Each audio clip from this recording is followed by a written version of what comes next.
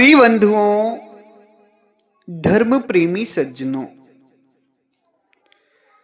जब धरती, आकाश, पवन, पानी, पृथ्वी, चांद, सूरज ये संसार कुछ भी नहीं था, तब ये जीव आत्माएं कहां थी? बहुत ही गहरा प्रश्न है और बहुत ही गहरी बात भी है कि जब धरती नहीं था, आकाश नहीं था, पवन नहीं था, पानी नहीं था, अग्नि नहीं थी, पृथ्वी नहीं थी, यानी कुछ भी नहीं था, तो ये जो जीवात्माएं हैं इतनी, ये कहां थी? सज्जनों, आज हम इस सत्संग के माध्यम से यही बताने वाले हैं कि जब ये प्रकृति नहीं थी, यानी धरती नहीं था, पानी नहीं था, पांच तत्व तो कुछ भी नहीं था, तब ये जीव आत्माएं थी कहां? सारी तरह से आज हम पूरी बात बताएंगे। आज का जो सत्संग है वो छोटा मोटा सत्संग नहीं, बहुत बड़ा सत्संग है। इस भेद को खोलना, इस बात को बताना सबके बस की बात नहीं है। इसलिए इस सत्संग को पूरा श्रवण करिएगा। पूरा सत्संग श्रवण करेंगे तभी आप जान पाएंगे कि जब ये धरती नहीं था, पवन नहीं था, पानी नहीं था, आकाश नहीं था, यानी पांच तत्व तो नहीं थे, प्रकृति नहीं थी, तब ये जीवात्माएं कहां थी? सत्संग को श्रवण करने से पहले ये जो चैनल है, ये परमात्मा की दिव्य विज्ञान का चैनल है। परमात्मा का दिव्य ज्ञान आपको मिल सके इसलिए इस चैनल को आप सभी सब्सक्राइब कर लें। जब चैनल आप सब्सक्राइब कर लेंगे तो जो सत्संग YouTube पर डाले जाएंगे परमात्मा के दिव्य ज्ञान के, वो आप सभी तक पहुंचेंगे, वो सत्संग, वो वीडियो, और आप सभी परमात्मा के दिव्य ज्ञान को जानकर अपने जीवन का कल्याण कर पाएंगे।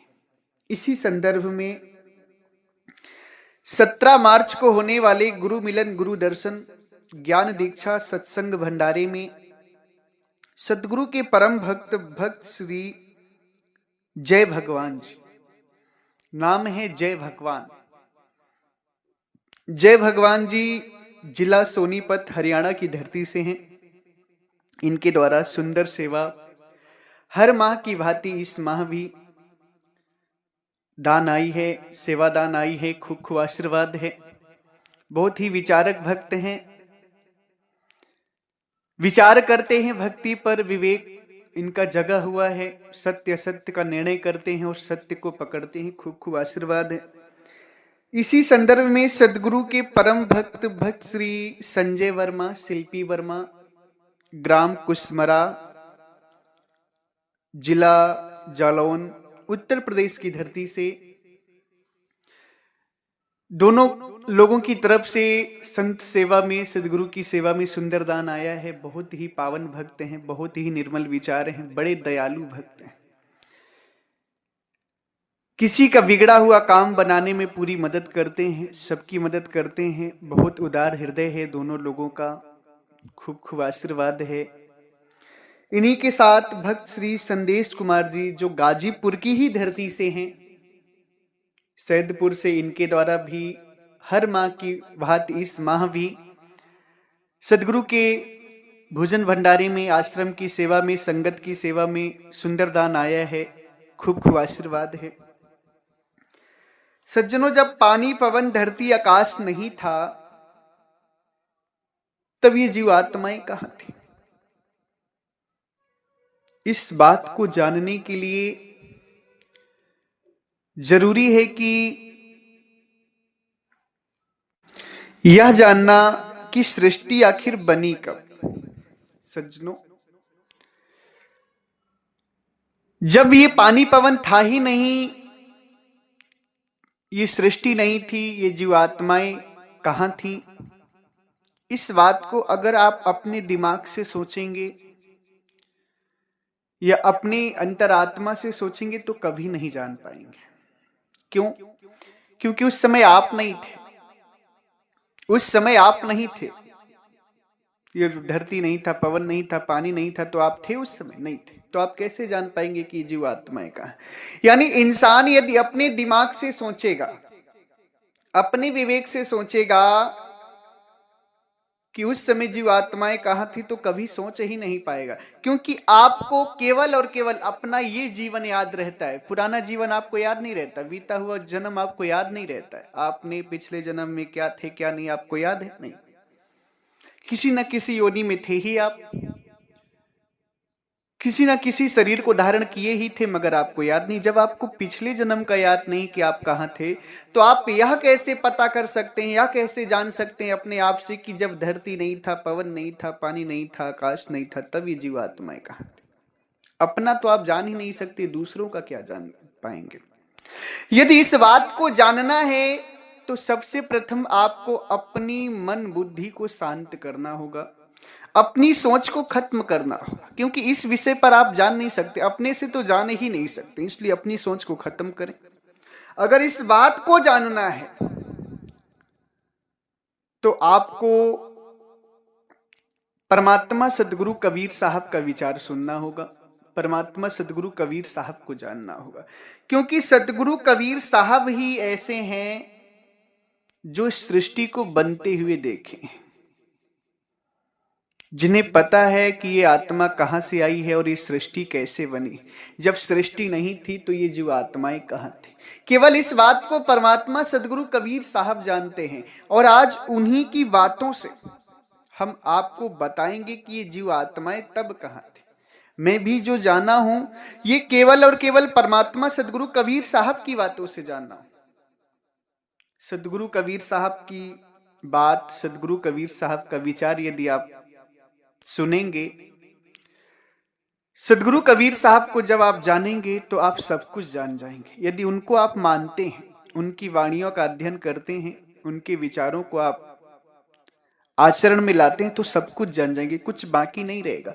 क्योंकि वो स्वयं कहते हैं अपनी वाणी में, सदगुरु कबीर साहब, सदगुरु कहते हैं कि साधु संत जी जना मानल वचनी हमारी, आदियंति उत्पत्ति प्रलय देखूं दृष्टि पसार। सदगुरु कहते हैं कि साधु संत जो भी लोग यदि मेरी बात मानते हैं, साधु संत जे जना मानल वचन हमार, आदि अंत उत्पत्ति प्रलय देखूं दृष्टि पसार। आदि और अंत सब कुछ तुम स्वयं देख सकते हो, समझ सकते हो, अगर तुम मेरी बात को मानते हो। क्यों? क्योंकि इस संसार में असली परमात्मा सदगुरु कबीर साहब ही हैं, उनके अलावा कोई परमात्मा नहीं, उनके अलावा कोई भूतकाल, भविष्यकाल और वर्तमान काल का ज्ञानी नहीं। परमात्मा सदगुरु कबीर साहब ही हर चीज को जानते हैं कि सृष्टि कैसे बनी, क्योंकि उन्हीं के देश से अलग होकर के ब्रह्म निरंजन ने सृष्टि बनाई। सृष्टि के विषय की बहुत सारी बातें मैंने YouTube पे डाली हैं, सत्संगों में डाली, आप सभी सुन सकते हैं सृष्टि कैसे बनी है। तो यदि जीवात्मा कहां थी इस बात को जानना है आपको, तो सदगुरु कबीर साहब कहते हैं कि साधु संत जेहि जना मानल वचन हमार, आदि अंत उत्पत्ति प्रलय देखूं दृष्टि पसार। आदि और अंत सब कुछ जान जाओगे अगर सदगुरु कबीर साहब की बात मान लो। ये बात केवल भक्तों के लिए लागू नहीं होती, ये बात केवल सदगुरु कबीर साहब भक्त के लिए नहीं कहते, साधु संतों को भी ये बात कहते हैं कि हे साधु संतों, साधु संत जेहि जना, साधु संत और भक्त जेहि जना यानी भक्त लोग, मानल वचन हमार यानी हमारी बात को मान लेंगे तो आदि अंत, आदि यानी सृष्टि की उत्पत्ति और अंत सब कुछ जान जाओगे। परमात्मा को भी जान जाओगे, सृष्टि को भी जान जाओगे और मुक्ति को भी जान जाओगे अगर सदगुरु कबीर साहब की बात को मान लोगे। तो सदगुरु कबीर साहब की बात क्या है, सदगुरु कबीर साहब क्या बताते हैं, उनके वचन क्या है कि जब जीव आत्मा पानी पवन नहीं था तब कहां थी। इस पे सदगुरु कबीर साहब के क्या वचन हैं। सदगुरु कहते हैं, जहिया किरीट मिना हता, धरती हती नहीं नीर, उत्पत्ति परलय नाहता, तब की कहें कबीर। सदगुरु कहते हैं कि जब धरती नहीं थी, कीर्तम नहीं था, जहिया कीर्तम ना हता धरती हती न नीर। जब इस संसार में कुछ भी नहीं था, कीर्तम यानी जो भी आपको दृश्य दिखाई दे रहा है, पानी पवन धरती आकाश, ये सारी कीर्तम है। जो जो कुछ भी प्रकृति दिखाई दे रही सब कीर्तम है। सदगुरु कहते कि जब जहिया कीर्तम ना हता धरती हती न नीर, जब ना कीर्तम था, ना धरती थी, न नीर था, उत्पत्ति प्रलय ना था, ना ही संसार की उत्पत्ति हो रही थी, ना ही इसका प्रलय हो रहा था, तब की कहें कबीर। तब की बात मैं बताता हूं कि तब ये जीवात्मा कहां थी। देखिए सदगुरु कबीर साहब की वाणी जब आप सुनेंगे ध्यान से, तो हर एक बात को सदगुरु कहते, किसी भी बात को सदगुरु छुपाए नहीं। ऐसा कुछ नहीं जो धरती पे सदगुरु ना बोल कर गए हो, मगर आप उनकी वाणी ना पढ़ें, उनके विचारों को ना पकड़ पाए तो ये आपकी गलती होती है। सदगुरु तो स्वयं कहते हैं कि जहिया कीर्तम ना हता धरती हती न नीर, उत्पत्ति प्रलय ना हता तब की कहे कबीर। न धरती थी जब न नीर था, न पानी था, न पवन था, न सृष्टि की उत्पत्ति हो रही थी, न सृष्टि का प्रलय हो रहा था, तब की कहे कबीर। तब की बात मैं कहता हूं कि ये जीवात्मा कहां थी। सज्जनों, उस बात को दूसरी वाणी में सदगुरु समझाते हैं कि जहिया कीर्तम ना हता, हता हाट नहीं बाट, हता कबीरा संत जन साहिब पासी खवास। अब सदगुरु पते की बात करते हैं। अब पूरा भेद खोलते हैं कि जब ये धरती आकाश पानी पवन नहीं था तब क्या था, कि जहिया कीर्तम ना हता, हता हाट नहीं बाट, हता कबीरा संत जन साहिब पास खवास। जब ये धरती नहीं था, पानी नहीं था, पवन नहीं था, आकाश नहीं था, तो ये जीव जो है कहां थे? हता कबीरा संत जन साहिब पास। कहां थे? ये सारी जीव आत्माएं परमात्मा में थी। किसमें थी? परमात्मा में। हता कबीरा संत जन साहिब पास। किसके पास? साहब के पास। साहब कौन है? साहब कौन है? साहब जो हैं, साहब को भी जान दो साथ साथ कि साहब हैं कौन, क्योंकि संसार में तो बहुत से साहब बनकर बैठे। 4 दिन का भगत भी है ना, आज सुबह में दीक्षा ली तो शाम को सोचता है कि लोग मुझे साहब कहें। साधु संत भी साहब बनकर बैठे हैं, गुरु महाराज भी साहब बनकर बैठे हैं, मठाधीश महंत भी साहब बनकर बैठे हैं, मगर साहब को जान लो कि असली साहब कौन है। साहब कहते हैं ना, साहब साहब सब कहे मोही अंदेशा, और साहब से परिचय नहीं बैठोगे के ही ठो। असली साहब से परिचय नहीं होगा तो कहां जाओगे? इसलिए असली साहब को जान लो। असली साहब कौन है? असली साहब की परिचय बताते हैं साहिब कि साहब सबके बाप हैं, बेटा काहू के नाय, और बेटा हो के जो भया सो तो साहिब नाही। साहब कौन है? साहब सबके बाप है। सबके बाप यानी संसार में जो भी है ना, सबके पिता जो हैं वो साहब हैं, जिन्हें परम पिता कहा जाता है। परम पिता परमात्मा, परम पिता परमात्मा जो है वही असली साहब है। तो किसी के बेटे होकर जन्म नहीं लिए, और इस संसार में जो भी बेटा होकर के जन्म लिया है वो साहब नहीं है। बेटा होकर जन्मिया सो तो साहब नहीं। जो बेटा होकर के जन्म लिया वो साहब नहीं। अगर कोई कहता है कि मैं साहब हूं तो 1 नंबर का मूर्ख है, उसे सच्चे साहब का ज्ञान नहीं है। अगर उसे सच्चे साहब यानी असली परमात्मा का ज्ञान होता तो वो यह नहीं कहता है कि मैं साहब हूं। वो ये कहता है मैं साधु हूं, संत हूं, महंत हूं, भक्त हूं, महाराज हूं, महात्मा हूं, मगर साहिब नहीं कहेगा अपने आप को कभी भी। ज्ञानी संत जिनको परमात्मा का ज्ञान हुआ है, ना वो अपने नाम के आगे सदगुरु लगाते हैं, ना ही साहब लगाते हैं।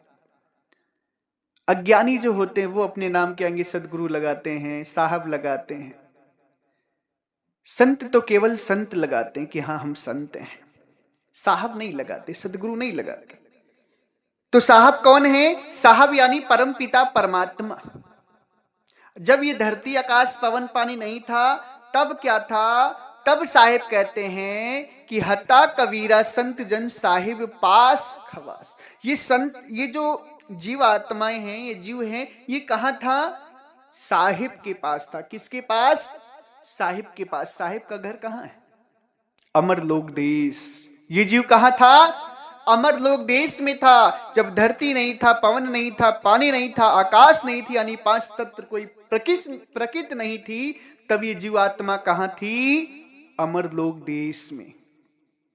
उसी को साहिब कहते हैं कि जहिया जन्म मुक्ता हता तहिया हता न कोई, छठी तुम्हारी हो जगा तू कहां चला बिगोई।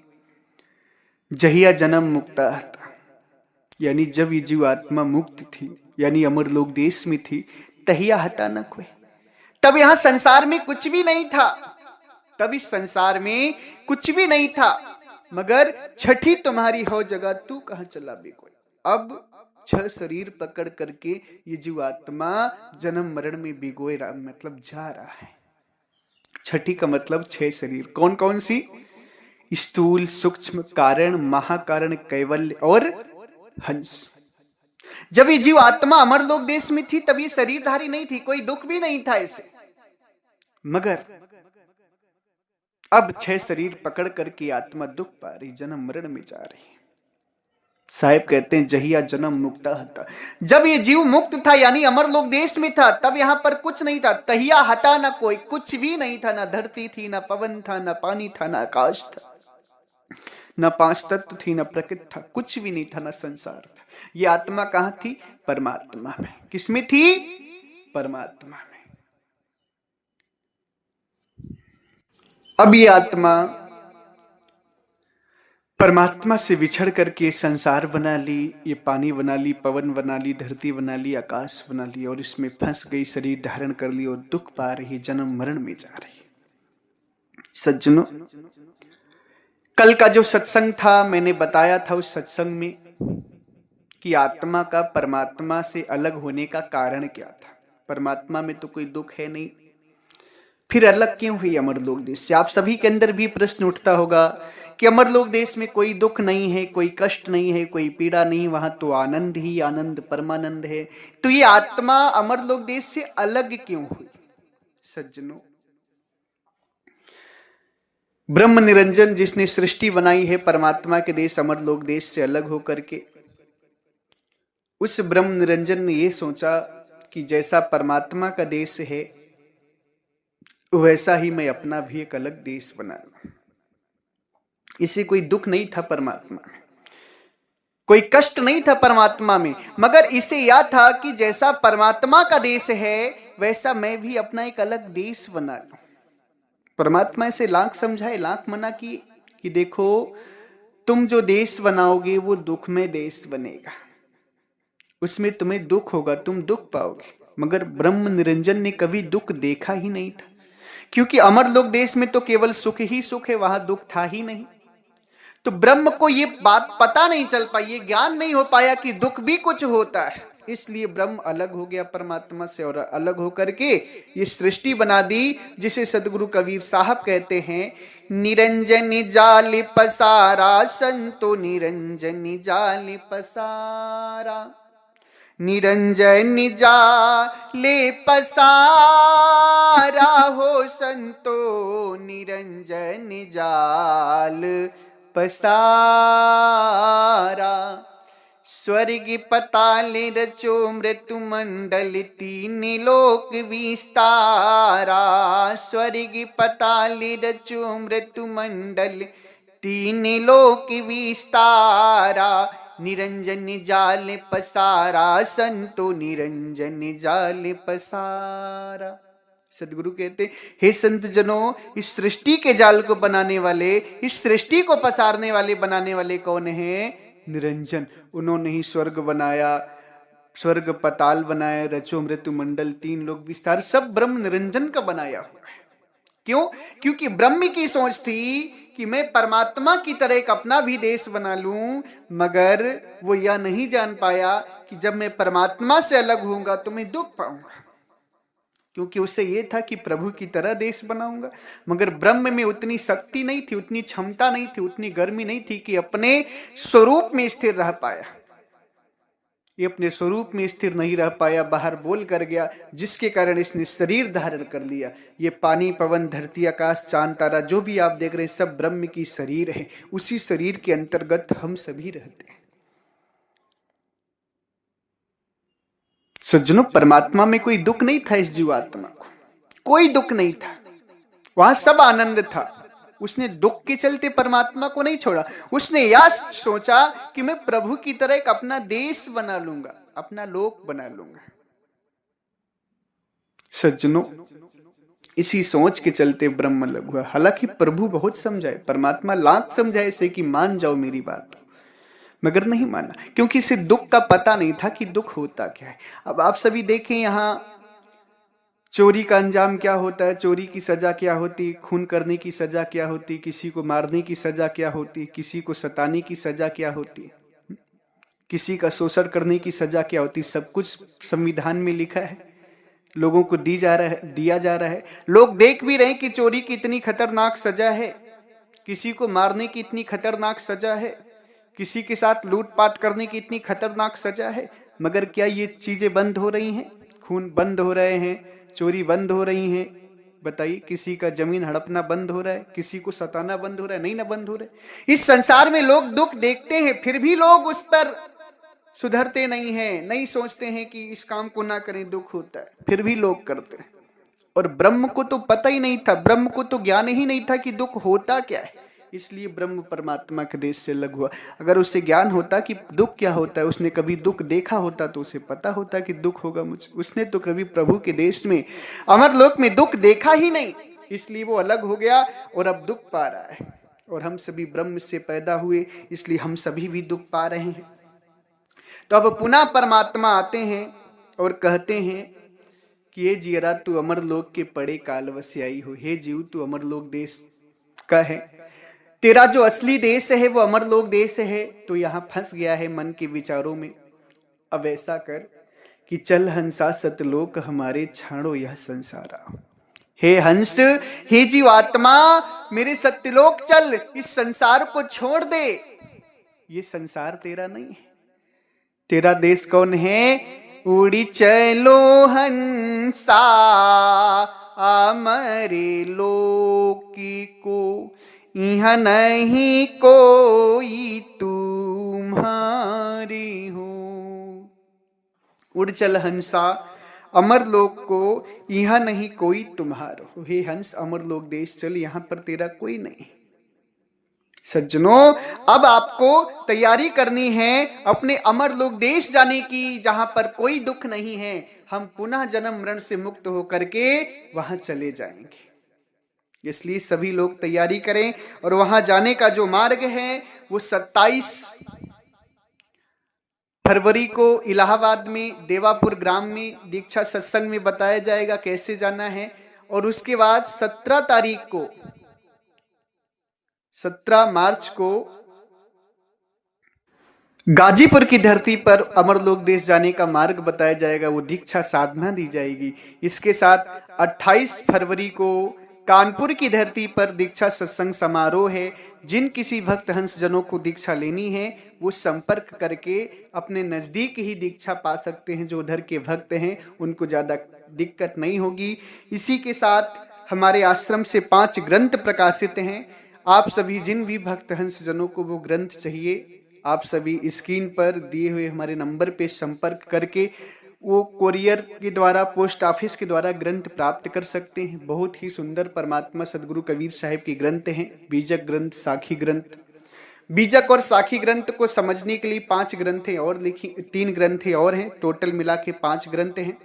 उन ग्रंथों को आप सभी जरूर पढ़ें। सदगुरु कबीर साहब का असली बीजक है, मिलावटी वाला बीजक नहीं जो आजकल लोगों ने मिलावटी कर रखा है। असली कबीर बीजक, असली सदगुरु कबीर साहब का बीजक हमारे आश्रम से आपको प्राप्त होगा। जिन किसी भक्तजनों को चाहिए वो व्हाट्सएप पर मैसेज करें।